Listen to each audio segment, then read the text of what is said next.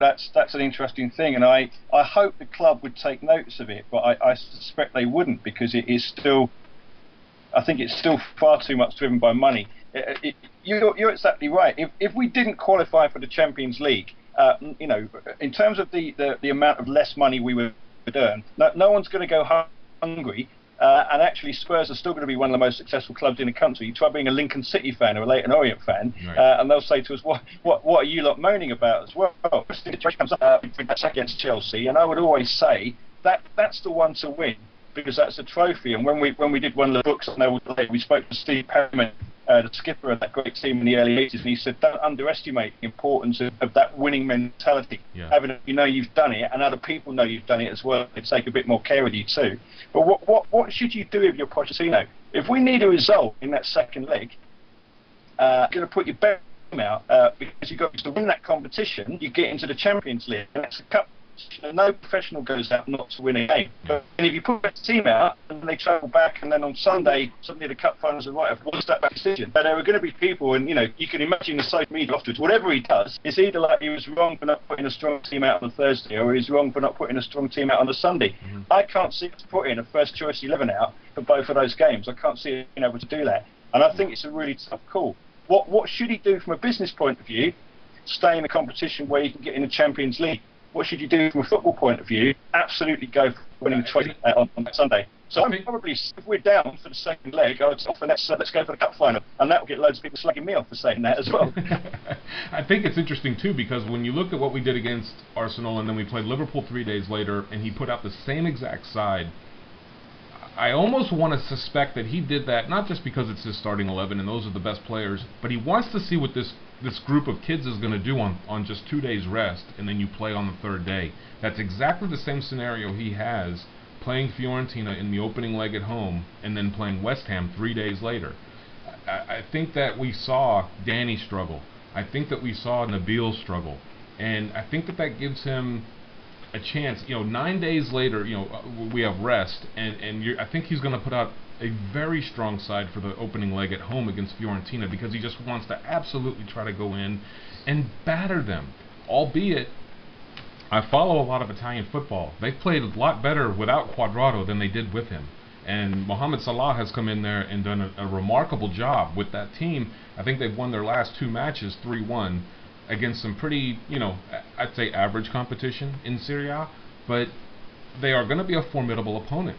I think if he goes out there with the mentality of, I want to try to batter them as much as I can without burning my guys out, because we play West Ham 3 days later, that's a match where I really need to concentrate on putting out the best possible 11 without completely running these guys ragged and having them completely knackered for that game.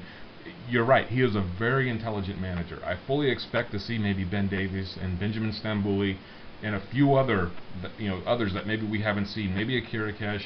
I doubt we'll see Yedlin. I don't think he's quite ready for this kind of competition, even if it's just Europa League. But we may see Adebayor up front, or Soldado, or maybe even both, in Townsend for sure, just to try to give some of these guys a little bit of a breather, but still be able to field a really strong side for that opening leg. Well, that strength in depth is really important as well, and I think that's probably why I would say, go for the trophy that we're 1 game away from winning. Yeah. Because and I mentioned it earlier about no one's going to go hungry if we finish a couple of places lower in the league, or if we don't get into the Champions League. But if we're going to be realistic about it, it doesn't look like Spurs. Maybe Steve Nash and Coach get together and buy a club, which we've been familiar in the past. I don't think we're ever going to have the same kind of money as Chelsea or whatever. And I think we're looking at a club that has bought big and has bought ready-made stars in. A bit of pride in that homegrown success to people like the Perkins and the Hoddles as well. And that's why Harry Kane is really, 12 weeks ago, just 4 weeks ago, people were saying, I have never, as a fan, felt as disconnected from the club that I support as I do now. I don't believe any of the players care. I don't believe anybody running it cares. It's just a brand. And in 12 weeks, led by Kane, with those other youngsters that have come through, that has completely changed. The feel-good factor is back at the club. And we've got a little window to win something, achieve something, that wins something, because it hasn't just been bought in, it's actually been built. And I think that's part of the Spurs tradition. Not just to spend big, we do grow our own, we bring people through. And I think it's like if you to work a little bit, it means much more when you achieve it. So that's the importance of that final on the Sunday against Chelsea.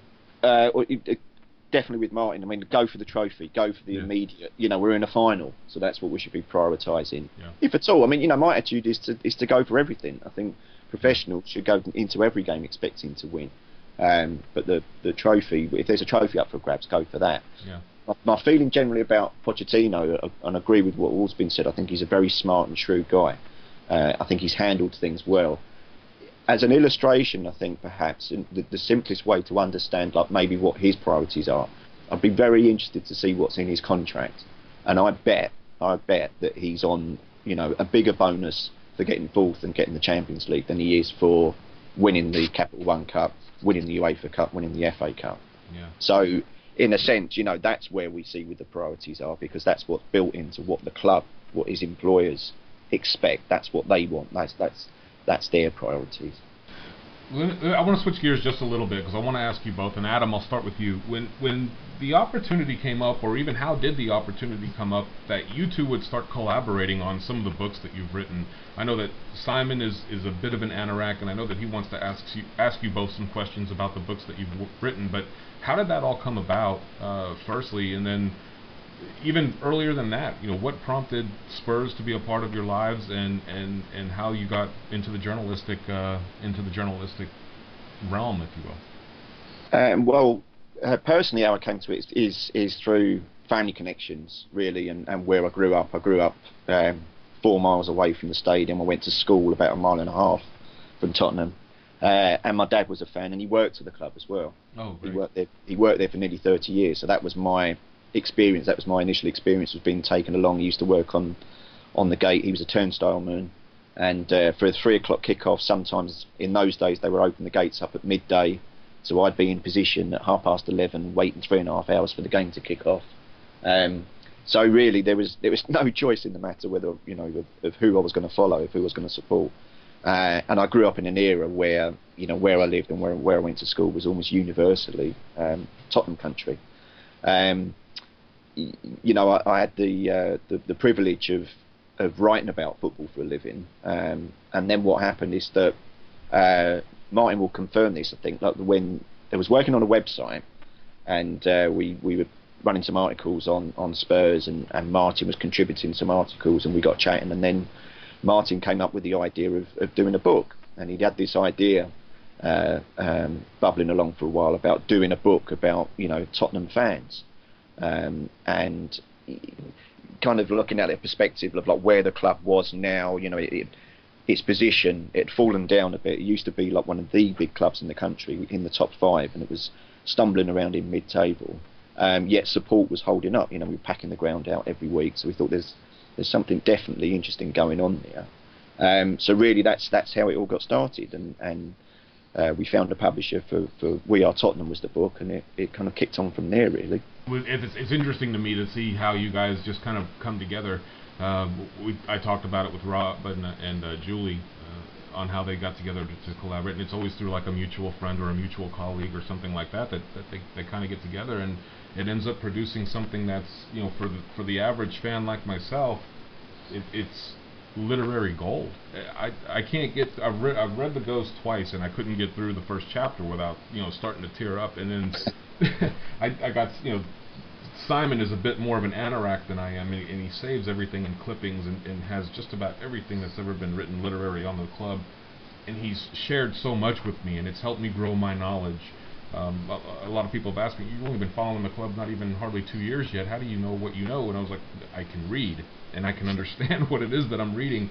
Plus I have people around me at this supporters club that are willing to share just about anything that they can remember about the club, and as a new supporter, you want to soak in everything, because you feel like, you know, being 46 years old, I've got 44 years that I have to make up for, that I wasn't following the club for, you know, reasons that we've documented, and it's been just a wonderful education. And so again, I want to thank both of you for coming on. Very kind. It's great. I said, no, that's very kind. I was thanking you. Oh, thank you. Simon, I know has a bunch of questions, or a few anyway, about some of the books that you've written. Simon, you want to go ahead and explain? Yeah. You know, obviously, you know, I look at the world through navy blue tinted glasses, because it'll never be rose. In my perspective, I'm following the club being an expat and living in the States for over 20 odd years, you do take on a different perspective of following this club. And when I came here and there was virtually no connection to the club, the internet hadn't been born, there was virtually no TV coverage, let alone anything in print. So I had to really kind of follow books that were coming out, and back then in the early 90s there weren't a lot of books. We talked about this a couple of pods ago when we were talking about the Glory game, and then gradually I managed to get my hands on anything I could, and I'd go over to the UK and I'd go to the bookstore, and there'd be a tiny little section on Tottenham amongst this sea of Manchester United and Arsenal books. And I think one of the first books I picked up written by you guys was the Spurs Miscellany. For such a small book, and I panicked this morning before the pod because I couldn't find it on my bookshelf, and it had fallen behind some of the larger books I had on the shelf, and was very glad to find it and managed to thumb through and read some of the snippets, and then it took me back. And that book, The Boys from White Hart Lane, we talked about last week, and in more recent times, the Glory Nights and the Spurs Double. They're not just books on Tottenham. They are just phenomenally composed and well edited, well thought, well laid out books that if you're a Spurs fan and you haven't seen those books, you really need to, because it's part of an ongoing education of the club. Like Ken, I need to know the subject matter of anything I'm interested. Going back to the thoughts on music earlier, who were the bands that influenced you to the sound that you create today, to how your stage presence is? And I do the same thing with music. If I liked an old punk band from the 70s and they're kind of making a comeback, I want to read about that biography that they've just put out and the influences from garage rock in the 60s. So I rather than pick on any given book, I wanted to just ask you guys and create a discussion on your favorite books, what prompted you to write them. And then particularly you, Martin, I'm really passionate about the Opus because I'll probably never ever own one. And I was reading on your website your involvement with that, and that really had to be an exciting time. So do you want to kick off with that? The Opus was an interesting one because it's the only book that I've ever written that I don't own as well. So I'm not likely. People that don't know, these were a company called Cloake and Opus who do enormous collector's edition books, basically aimed at the high rollers, really. So I think the basic book costs about £4,000.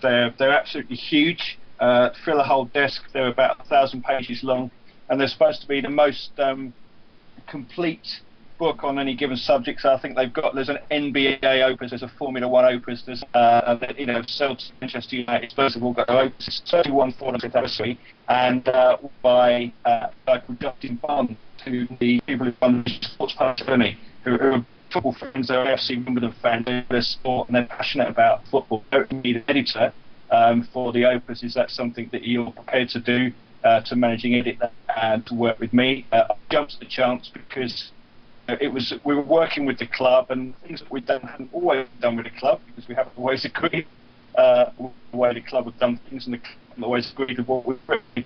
But this was going to be an official publication. We had access to as much material as we wanted. We had access to the old players or whatever. So doing the Opus itself opened up lots of doors. I don't think we'd have been able to do one called the Glory Nights with that connection that we made. One of the things that we find when we were researching the Opus was that, and again, it's more than commerce in a way that Spurs, like most clubs, really kept their history. So Adam and Doug Cheeseman, the designer who worked on the Opus and worked with us on 61 and the Glory Nights, were going up to White Hart Lane and finding old programs or players' contracts or pennants that have been presented by Bohemians of Prague or whatever when we played them in a European Cup game in the 1960s or 70s in these kind of damp rooms with mildew on them. And the club hadn't really, it either kind of just chucked them in a cupboard or got rid of stuff because there was no value in it. They couldn't make any money out of it at the time, and I think they started realising the mistake that they'd made when we were researching that. And we've got a lot of help from a guy called John Finley, who for years was Spurs president. He's still there. He's probably the longest serving member of staff at Spurs now. Has a font of knowledge about anything to do with the club. So he helped set us up interviews with players, and obviously it was a big prestige for clubs in 21st century. So he gave us a lot of help with that.